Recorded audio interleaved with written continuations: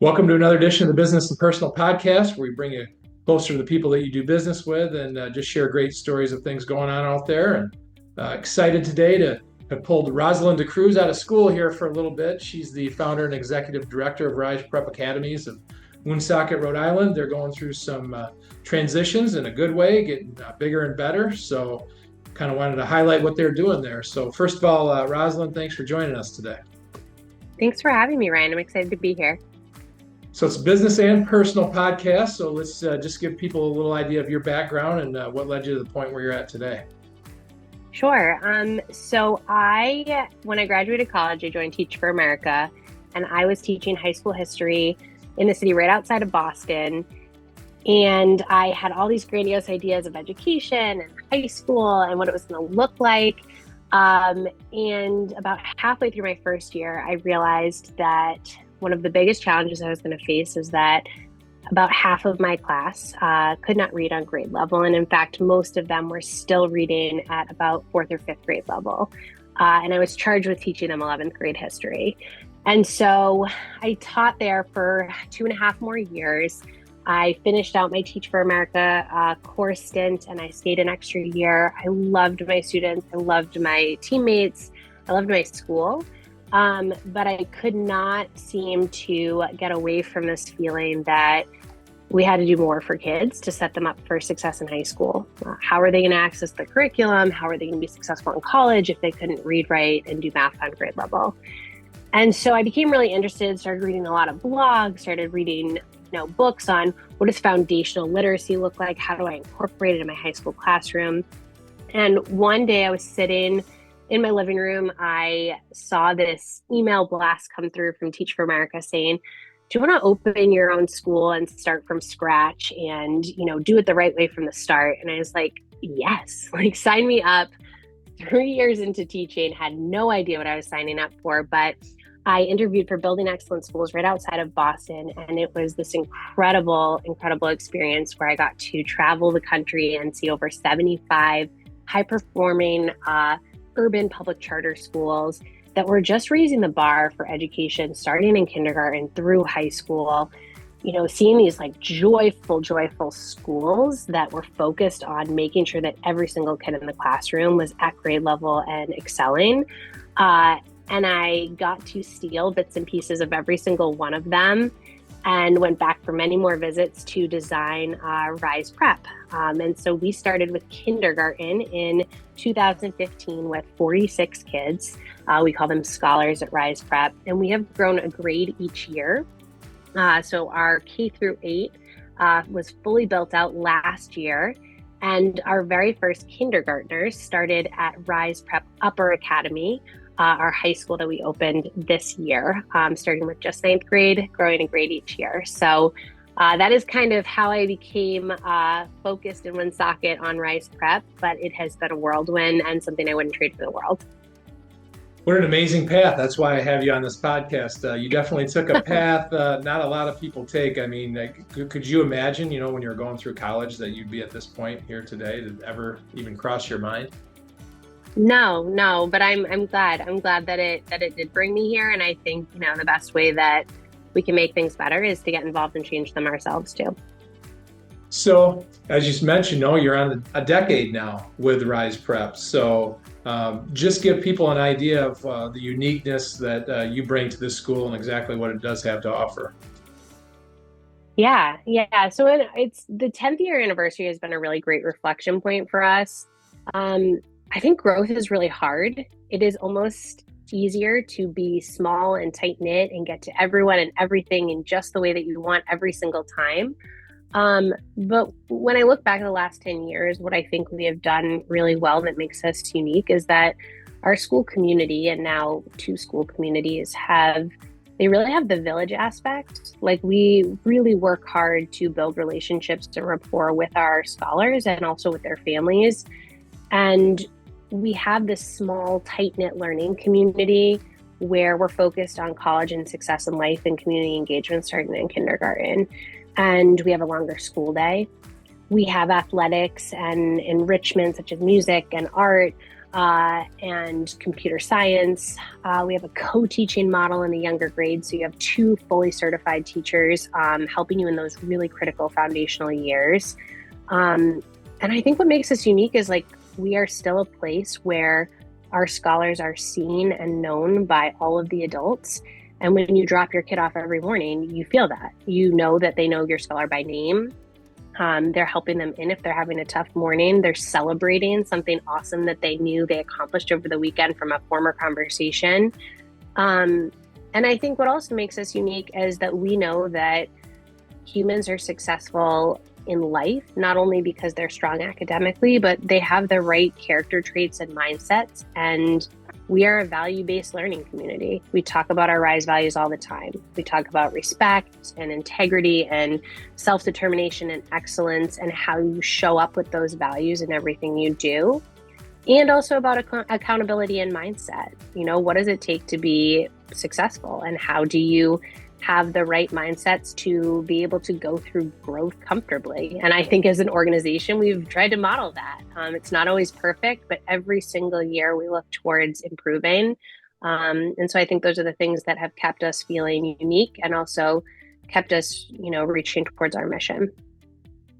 And I don't mean to knock the traditional school model necessarily, but I feel sometimes kids don't thrive in that environment. Every kid has huge potential wherever it is. It's just a matter of tapping into that. And sometimes they need a different learning environment. So, you know, that's why I have you on this podcast. I think people are looking for alternate school models, you know, for sure. So have you noticed that too over the years, especially since COVID too, that there's more and more inquiries, more and more people interested in what you have to offer?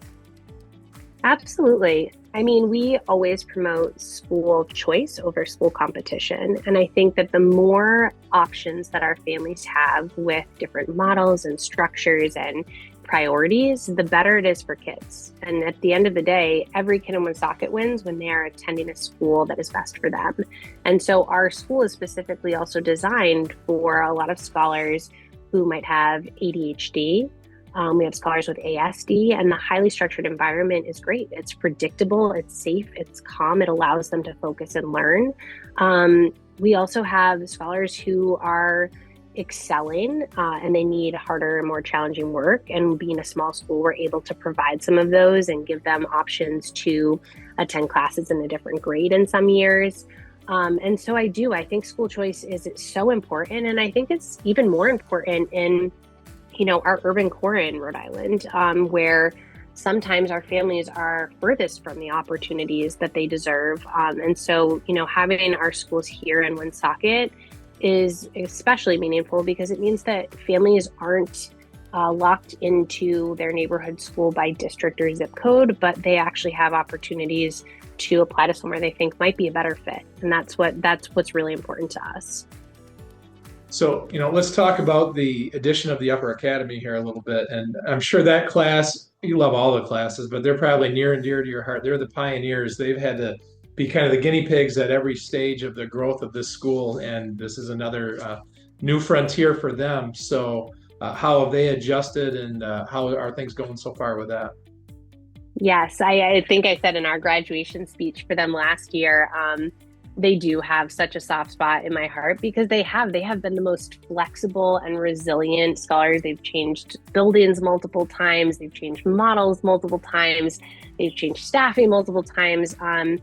But they're adjusting incredibly well. I think that the most important piece I could note for that grade specifically is that they, at their core, embody so much of the RISE values that we talk about every single day. And I see that as as they're growing older and they're struggling and making mistakes and, going through these huge accomplishments and growing academically. I see all of those things coming through, but I think one of the things I noticed the most about them is that they have this level of accountability that I think is becoming increasingly rare for kids their age. And so, when they are faced with a challenge or adversity in any area, I do see some self-reflection and accountability that to me is like such a success point. In addition to, they're reading on grade level, they can access the curriculum. And I'm not saying that it's a 10 out of 10 times we're hitting that point, but I think the more that they get to flex that muscle, the better they're going to be longer term, because those are the traits and those are the pieces along with the academic foundation that are going to make them successful in college. And more so than that, I think also be leaders in their communities. We are seeing, I think one of the things I'm so proud of is, speaking of school choice, about half of our scholars from our 8th grade class came to Rise Prep Upper Academy. And the other half went into high schools in their communities. And I am constantly receiving messages from the scholars themselves or their families about the clubs they've joined, the volunteering they're doing, the athletics teams they've made, the friends they've made, the 100 that they got on an algebra quiz. And those are the success stories. I mean, what we really focus on is like, if you have the foundational knowledge and the mindset and skills, like you can be successful anywhere. And so that class as a cohort, I think, is such a proof point of that. And they'll continue to be so, I think, as they, go through high school and get into college and the career of their choice.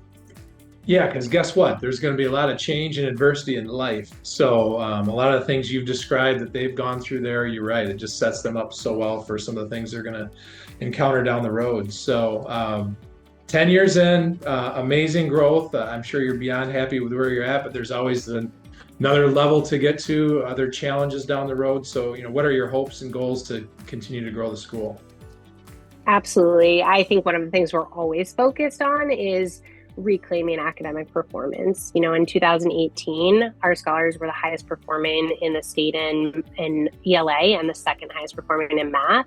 And the pandemic hit the urban core particularly hard, as it did the rest of the state and country.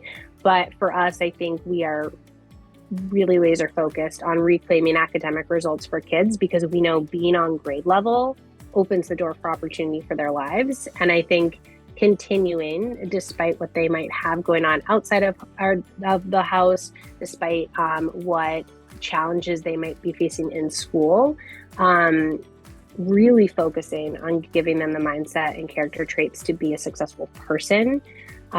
Those are the things that we're still laser focused on, and staying true to our mission as we grow. Well, I wouldn't bet against you. With everything you've done so far, I expect nothing but continued growth for you. And hey, anybody that's still listening to us at this point probably has some sort of an interest in the school, Rosalind. So what's the best way for them to get in touch with you? Maybe do a school tour or just learn more? Yes, we love having visitors, and the enrollment applications for scholars opens in a few weeks. So you can always visit our website at riseprepri.org for both enrollment opportunities, but also for career opportunities. We have a great team who is doing amazing things, and we'd always love to have more talented individuals. So check out our careers page on there too. Awesome. Well, thanks again, Rosalind, for your time. Sorry, I got to send you back into the school day. Your little break here is over, but we appreciate you sharing your awesome story. Thank you so much, Ryan. Thanks for having me.